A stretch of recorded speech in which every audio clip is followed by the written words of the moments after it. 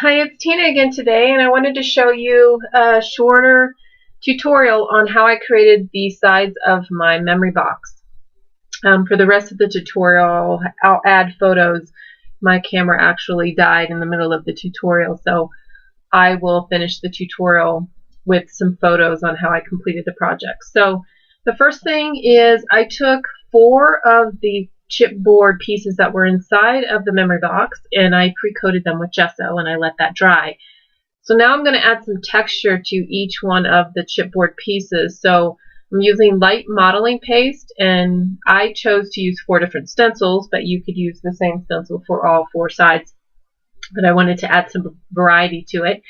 So I'm just applying the light modeling paste on each one of the chipboard squares with a different stencil, and that's what I'm doing right here.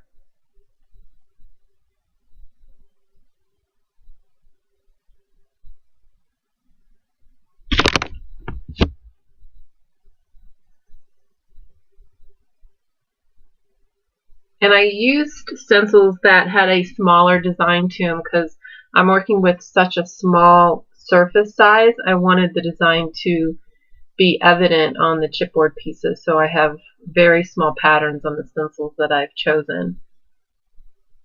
So now I'm looking for one additional stencil for the 4th side.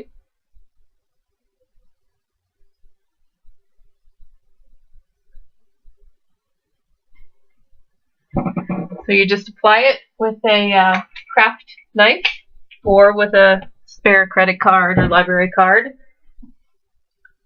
Now each one of my sides have a pattern to them with modeling paste. So I've let that air dry, so I let it sit for a couple hours. Now I wanted to start adding some color to each one of the squares, and this is Paper Soft. It's an ink in a jar. I actually started applying it to the one square, and I really wasn't getting the look that I was hoping for. It wasn't really dark enough, so you can see I added just to one of the squares and I move on because it's not really doing what I want it to do. So I thought I'd pull out the distress paints from the kit. I thought this would be a great way. Just added some to my craft sheet, just like I've done for a lot of my other projects.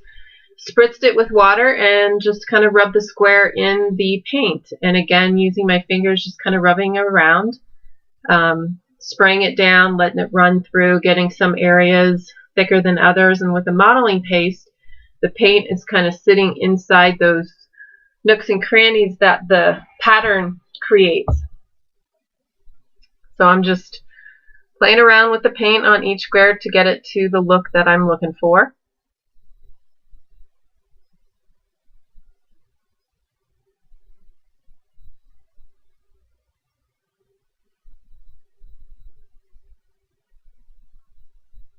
So I'm going to take some of the leftover green paint that's on my craft sheet and just apply it to one of the other squares. Again, a little bit goes a long way, so that's kind of nice.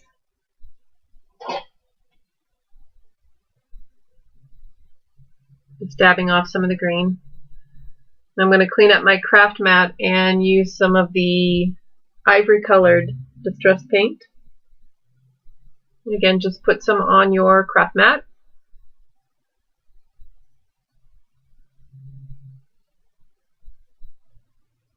And rub it around. Just work it into those spots with your fingers. And again, if you want to spray it with water, again, this is a distress paint, so it reacts with the water and it creates a marbled look to the paint, or you can just leave the paint like it is.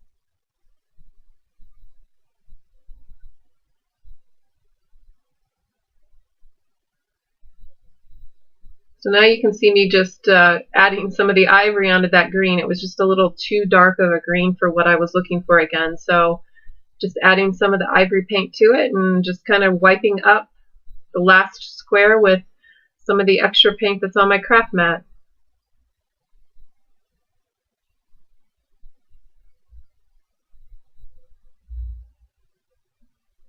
So I thought I'd try a little more of the Paper Soft just to see if I could add some more color. But again, it wasn't really creating the color that I was looking for, so I really abandoned that thought.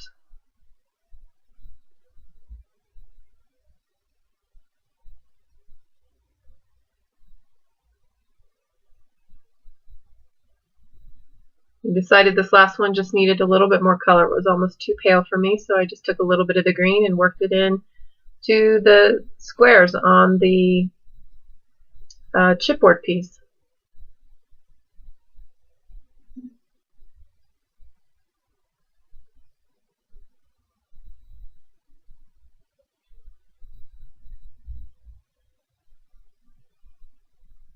So I let those dry. You can dry them with the heat tool as well. And now I'm going to cover my memory box. I actually pre-coated it with some gesso just so the paint would attach to the chipboard a little bit better. That's why it's white. And now I'm just dabbing on the ivory color distress paint to the outside of the box. Again, this is a lot easier than putting paint on a craft sheet and using a paintbrush. You can just dab it right on with the dauber.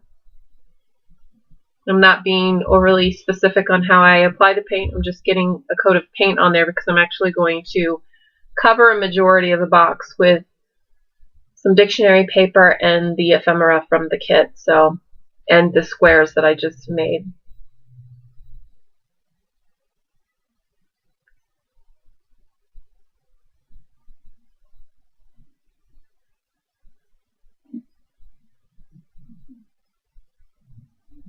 So for the rest of the tutorial, like I said, my camera actually, the battery ran out. So the rest of my tutorial on how I created the box will follow up with some photos after this. So thank you for watching, and I'll see you soon.